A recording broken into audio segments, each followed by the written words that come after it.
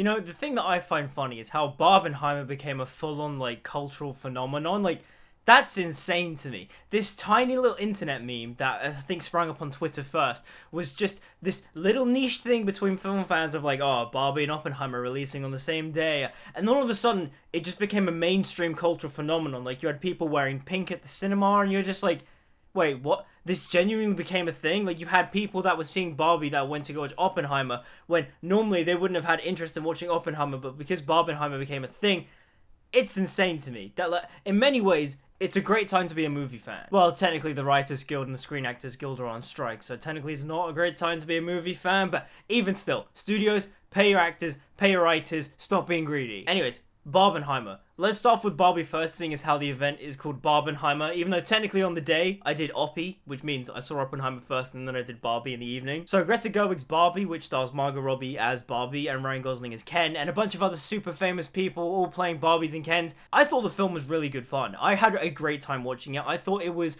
a really nice, enjoyable experience, because the thing is too, I don't understand how this film got like a bunch of internet backlash when the film is clearly satire. You know, seeing all these reviews from conservative type reviewers just going, this film's like a man-hating hate fest. And it's like, it really isn't. It's satire, because at the end of the day, Gerwig's message in Barbie is that humans are complicated, whether you are male or female or non-binary, whatever.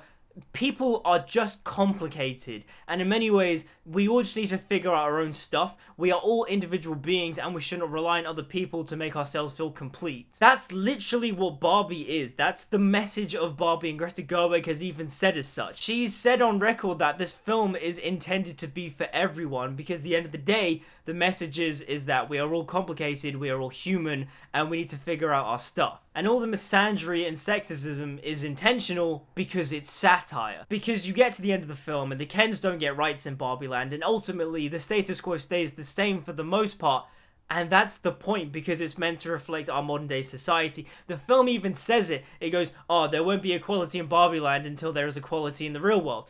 That's the joke. It's meant to be a metaphor for women's rights in the US, in the West. That's what it's supposed to be. And the thing is too, whilst the film does have a strong, powerful message for little girls, for women, because America Ferrera's character has that really powerful speech about what it means to be a woman, the film also balances it out by having Ryan Gosling as Ken, doing his Ken stuff, bringing the Kenergy. Ryan Gosling, to me, was the best part of the film. He was just hilarious. But also, that is not taking credit away from actors like Margot Robbie and America Ferrera, because they all do incredible jobs. Margot Robbie's performance as Barbie is incredible, and not just because she's stunningly beautiful and such, but also her mannerisms, the way she acts. She plays stereotypical Barbie, but there is such a nuance and depth to her action and her range of emotions, which is just phenomenal, because one of the things too about her physicality is that she moves like a Barbie. Even when she has to do all these deep and nuanced scenes showing all these complex emotions, she moves like how a Barbie would move, or at least how you would imagine a Barbie would move if Barbie was a living and breathing and talking thing. When it comes to the humor in the film, I laughed for a good chunk of it, though there were moments where I felt it was a little bit cringy, or I thought some of the acting wasn't that great.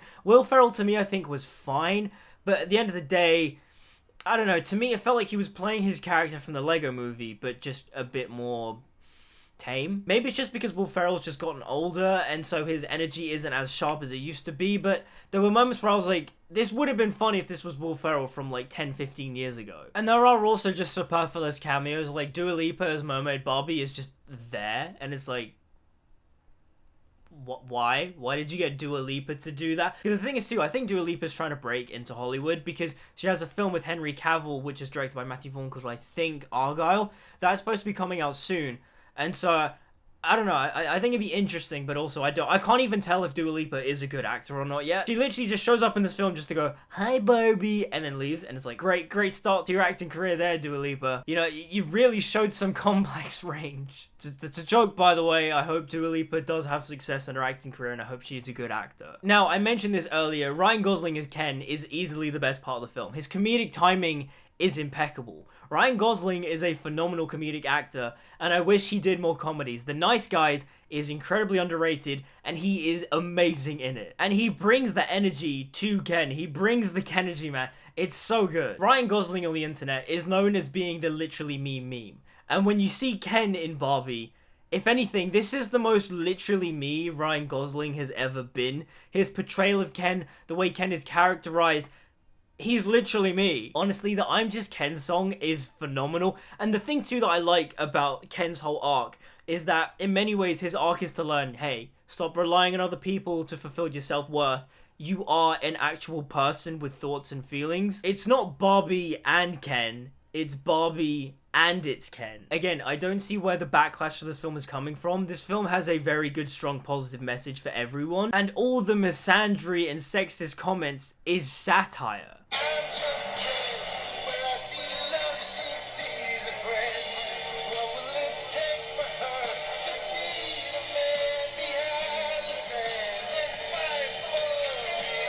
Honestly, Gosling was just perfection in this film. He was just hilarious. I love the fact that he goes into the real world and sees patriarchy and tries to bring it back to Barbie. Like, it's just funny. At the end of the day, I really enjoyed Barbie. I thought Barbie was a lot of good fun, and at the end of the day, it's not that deep. People getting upset over Barbie.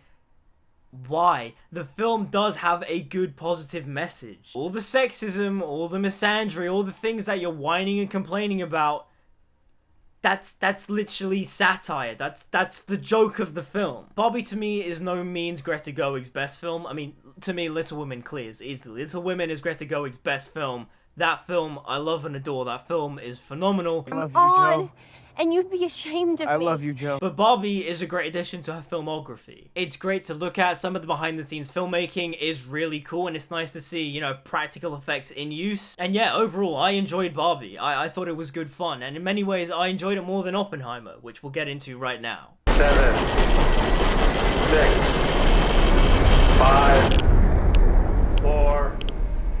When it comes to Christopher Nolan's biopic on Oppenheimer called Oppenheimer, I enjoyed it. I thought the film was quite good. Nolan to me is a very interesting director because I haven't seen all of his films. I obviously love his Dark Knight trilogy. Rises it's okay. It's a good film. But the thing with Rises is that it technically isn't that well written, and there are also a couple of weird like editing mistakes and stuff.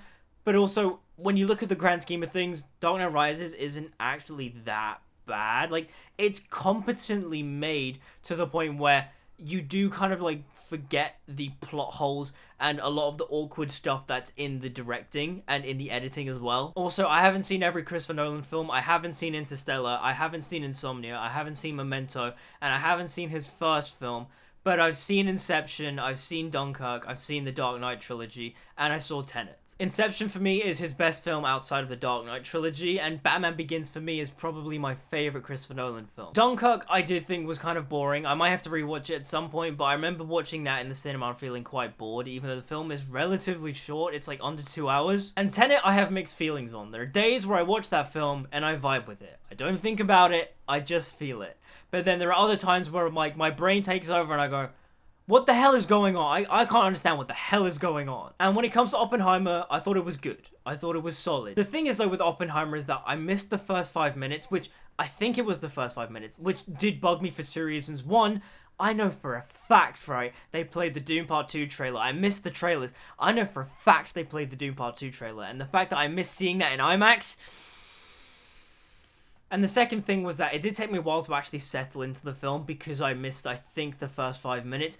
Because, Nolan loves his non-linear storytelling, and the film is told non-linearly. And so when I was finally seated, I was kind of like trying to piece together what was going on. And then eventually I settled into the film and I enjoyed it from there on. Look, it's Christopher Nolan. You know the filmmaking is going to be good. You know it's going to be grand in scope. You know it's going to look nice. It's going to sound nice. The IMAX sound was great. Though, again, Nolan did his sound mixing. It's better than it was in Tenet. In Tenet, I could barely make out half the dialogue. I don't know what his obsession is with, like, incoherent dialogue with his sound mix. I don't get it. Nolan says it's for verisimilitude and to make you feel like you're grounded and in the real situation, but to me, it's just an earring. I want to hear the dialogue. And whilst you can hear a lot of the dialogue in Oppenheimer, there are times where the score is washing out the sound just a little bit, and you're like, okay, I think I got what they said. Okay, yeah, okay, that's what they said. Okay, cool. In many ways, though, this film is basically 3 hours of Cillian Murphy just looking traumatized, which his performance is phenomenal, don't get me wrong, but it is kind of funny how, like, in every scene, his eyes are all, like, wide, and he's all just like, what have I done? And I can't believe it. I can't believe the madman really did drop a nuke just to get the I'm joking. The nuclear explosion scene was done really well. The thing that I found funny though was how in interviews Nolan was like, "Oh yeah, you can feel the atomic bomb going off." And in the film, when they do the first test of the atomic bomb and it goes off, you don't hear anything. And I was like, "Wait, what? I was told that you're gonna hear this nuke. I don't hear no nuke. It's all just mute." And then obviously it's Nolan being like, you know, his non-linear clever self. And then the full nuke goes off and you hear the sounds and you're like, "Okay, I felt that in my bones." Well played, Nolan. Well played. When the nuke goes off on screen, it's incredibly impressive. The fact that Nolan did it practically with miniaturized explosions and such, phenomenal stuff. That's what I love about Nolan, practical filmmaking. You can always rely on him to be the king of that. And I also love the detail, the fact that this film is 3 hours long and it's like, I don't know how many miles of IMAX film, but it is literally the longest amount of IMAX film used for a feature film without changing the reel. And I love the detail and the fact that you can walk Oppenheimer the length it takes to watch it. I think that's phenomenal stuff. The best scene in the film for me, aside from the nuke detonation scene, was the scene where Oppenheimer is delivering the speech to a bunch of people. And this is post-nuke. And you can see just how horrified he is with his actions. The way Nolan films the scene, the way the soundscape takes over and is thundering and loud and booming, it really just accentuates Oppenheimer's inner guilt and his panic attack in that scene. The way it's filmed, the way it's edited, Nolan's a genius. That scene is phenomenally well done. The cast is also fantastic and stacked. I mean, what? You've got Emily Blunt, Robert Downey Jr., Rami Malek, Alden Ehrenreich. You've just got all these big names. Also, Florence Pugh. Florence Pugh. One of the things I did find funny with Rami Malek's character was how when he's introduced, he doesn't say anything, and he's just like in the background of the film, and I was like, did Christopher Nolan really just cast Rami Malek to have him as like a glorified extra? And then all of a sudden, he opens his mouth in the big hearing scene, and he has one of the most important moments in the film, and I'm like, okay, that's why Nolan got it. Okay, cool. Now I get it. That was really cool. The thing is, I do want to see Oppenheimer again, because I did enjoy it. I thought it was good. I enjoyed Barbie much more because Barbie is the much more enjoyable film. But in many ways, Oppenheimer is a very intellectual film, which I quite admire. That's the thing I like about Nolan. Nolan, in many ways, is very intellectual. And sometimes people call themselves indulgent and stuff. Whatever. Nolan's style, to me, works. I will never understand the criticism critics have with Nolan's films, like, oh, it's emotionless, it's humorless, it's vapid. Nolan is British. Nolan has a very dry sense of humor. I like his sense of humor because it's not in your face. It's not like just like, hey, laugh at this because we need to make you laugh because the subject matters will die. No, in many ways, Nolan's characters are human. They are normal people with thoughts and feelings, and they deliver things in dry, sarcastic wits. Nolan's comedy is very dry, is very British, and I like that because it feels naturalistic and organic. It's not American awkward humor where they go, hey, we're just gonna over-exaggerate everything and do all these long, exaggerated pauses. Because that's funny, right? No, Nolan's characters feel like people. They say sarcastic things, they say quick-witted things, and you move on, because that's how humor in the real world works. I mean, awkward humor does work to a point, but also the whole point is that, you know, Nolan doesn't like to drag out his comedy. He's not trying to force you to laugh. Aside from the hot sauce line in Tenet, that line made no sense. What do you mean you ordered your hot sauce an hour ago? Who orders just hot sauce? Also, Einstein shows up in the film, and I love the kind of meme that this is the start of Nolan's historical cinematic universe. That I just think is incredibly funny. But also, correct me if I'm wrong, the actor that plays Einstein, he's also the guy that fixes Bruce's back in The Dark Knight Rises, right? Also, I just have to point out, one of the amusing things I find with Oppenheimer reviews is when they go, and no spoilers. What do you mean no spoilers? How can you spoil history? But to wrap things up, I thought Oppenheimer was a very solid film. I thought the story was engaging. I thought the acting was fantastic. The filmmaking on display was great. It is, you know, a little bit long in times, but overall, the story was interesting enough to where I wasn't bored out of my brain being like, can I go home now? It was good. It was good filmmaking. It was good storytelling. Christopher Nolan is a fantastic filmmaker, and I can't wait to see what he does next. So, yeah, that was Barbenheimer. Can't believe that genuinely became a cultural phenomenon, but yeah, at the end of the day, I enjoyed the Barbenheimer experience, and I hope that we do get something similar to that in the future. But then again, I feel like, you know, the studios are going to take the wrong message, and they're going to force another type of event like Barbenheimer, because one of the reasons why Barbenheimer was cool was the fact that it was two polar opposite films releasing at the same time from different studios, but also it was created by the people. In many ways, we, the audiences, generated the Barbenheimer hype. And I just know for a fact the studios are going to take the wrong lesson. I mean, look, Morbius was a thing. We got Sony to somehow release Morbius again as a joke, and they genuinely did re-release it, and it made no money. So at the end of the day, we know that studios can't always entirely read what audiences want. But anyways, I digress. Those are my thoughts on Barbie and Oppenheimer. What did you guys think of both of the films? Let me know in the comments down below. Which one did you prefer? Did you prefer Barbie or did you prefer Oppenheimer? I myself preferred Barbie, but Oppenheimer is still a great film. Like, subscribe, follow on social media, all that good stuff. And until we meet again, see you guys next time.